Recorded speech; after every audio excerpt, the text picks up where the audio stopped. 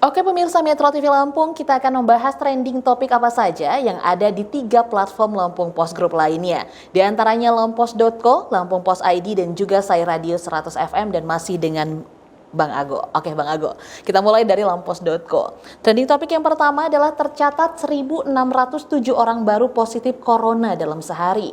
Yang berikutnya, 833 pedagang terinfeksi virus corona. Dan yang ketiga, cek fakta, Fadlizon dapat jatah menteri. Berikutnya adalah warga Sumberjo rekayasa laporan kasus perampokan. Dan yang terakhir, polisi bekuk pelaku cabul di Lampung Utara. Ini sepertinya memang tentang COVID-19 atau Corona ini masih menjadi trending topik. Seperti apa, Bang Agung? Iya, betul. Jadi kalau kita lihat dari minggu ke minggu di program ini memang yang paling banyak muncul itu adalah berita-berita COVID-19 ya. Bahkan dari 5 list tadi, dua berita itu adalah berita seputar COVID-19. Dan berita COVID-19 untuk yang trending dalam beberapa hari terakhir ini adalah kenaikan yang cukup besar ya, 1.600 sekian itu tadi. Itu data yang dipublis oleh tim gugus tugas pusat itu hari Minggu ya. Data itu juga yang memperkuat hasil survei yang dibahas sama bedah tajuk kita tadi ya, bahwa masyarakat saat ini tuh sudah tidak takut lagi sama COVID-19 ya.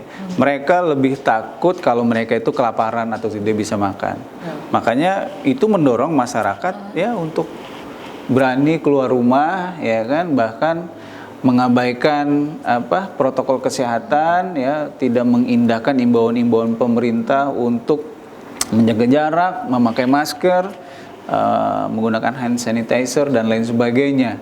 Akibatnya yang terjadi adalah COVID-19 di Indonesia angkanya kembali naik ya. Ini harus menjadi perhatian kita bersama. Pemirsa juga harus memperhatikan ini, bahwa di era new normal saat ini itu kita harus tetap disiplin sebenarnya. Karena apa? New normal itu bukan berarti kita kembali ke kondisi sedia kala ya. New normal itu artinya harus kita maknai, kita harus kembali hidup normal tetapi dengan cara hidup yang baru. Ya, kalau misalnya nih dulu naik angkot semua tempat duduk boleh keisi penuh, sekarang nggak bisa lagi. Ya kan? Masuk restoran harus full, sekarang harus dijaga jarak satu-satu ya, seperti itulah. Ini ada yang menarik sekali. Cek fakta. Fadlizon dapat jatah menteri. Ini seperti apa Bang Agung? Iya, ini bisa dimaklumi kalau menjadi salah satu trending topik lampos.co beberapa jam terakhir karena memang pertama isu reshuffle itu lagi hot-hotnya di secara nasional ya. Ini pasca Presiden Joko Widodo kemarin dalam tanda kutip sedikit marah ya, karena ada penilaian beberapa menteri itu tidak memiliki sense of crisis gitu kan, sehingga ada wacana atau publik memaknai dalam waktu dekat ini bakal ada reshuffle nih. Ya, beberapa nama Menteri Kesehatan, Menteri Pendidikan itu masuk dalam prediksi publik akan direvisi, akan direshuffle. Nah, yang menarik ini Fadlizon ya, Wakil Ketua Umum Partai Gerindra ini dikabarkan itu masuk dalam jajaran kabinet mendatang. Nah, tapi hasil penelusuran kita sampai saat ini memang belum ada daftar resmi yang disampaikan oleh Presiden atau staf Presiden mengenai susunan kabinet. Gitu. Jadi bisa dikatakan ini hoax. Makanya masuk dalam cek fakta. Iya, maka masuk dalam kanal cek fakta. Gitu. Kita lanjut ke Lampung Post ID. Yang pertama, oknum PNS ditangkap kasus penipuan penerimaan ASN. Dan yang kedua, pupuk subsidi yang beredar ditarik kembali. Yang berikutnya, Polresta semprotkan disinfektan ke jalur pesepeda. Yang keempat, sebanyak 249 perkara ajukan pernikahan dini. Dan yang terakhir, ini adalah pembangunan pasar SMAP tahap 2 ya, sudah 40% nih Bang Ago. Oke, ini sepertinya yang menarik tentang oknum PNS yang ditangkap kasus penipuan penerimaan ASN nih Bang Ago. Iya, itu kasus penerimaan pegawai negeri sipil 2019 lalu ya, tapi korban baru melaporkan baru-baru ini ya.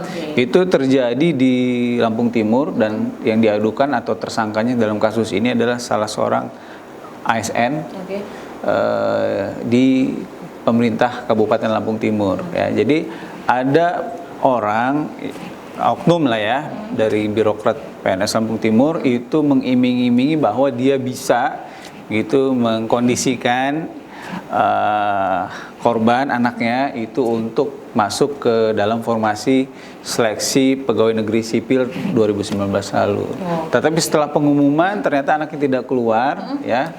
Uangnya sekitar 64 juta itu sudah disetorkan kepada oknum yang dilaporkan. Ya kan, karena faktanya anaknya tidak masuk, dia laporkan ke polisi. Jadi masih ada masyarakat kita memang di satu sisi ya, itu percaya bahwa jalur penerimaan pegawai negeri sipil itu ya bisa diutak-atik lah gitu loh. Padahal kan kita sudah pakai sistem CAT dan lain sebagainya, dan itu sebenarnya sudah sangat sulit sekali untuk diutak-atik. Ini ada yang sedikit menarik tentang sebanyak 249 perkara ajukan pernikahan dini, Bang Ago. Ini seperti apa? Iya, lagi-lagi kalau mau ditarik ke belakang, ini pasti ada kaitannya dengan COVID-19, ya, ada kaitannya juga dengan kondisi ekonomi yang memburuk, ya, ada kaitannya dengan orang-orang yang kesulitan secara ekonomi, ya, rumah tangga yang kesulitan secara ekonomi yang pada akhirnya ribut sehingga terjadilah kasus seperti itu ya. Jadi banyak sekali dampak COVID-19. Salah satunya adalah salah satunya dan menarik minat para pembaca Lampos ID seperti itu. Oke, kita beralih ke Sai Radio 100 FM.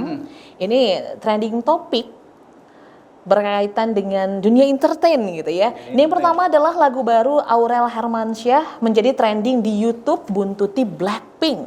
Yang berikutnya adalah Melly Goeslaw menangis gagal menggelar konser 25 tahun berkarya. Yang selanjutnya adalah Lila kenalkan vokalis baru di lagu Jatuh Cinta Sendiri.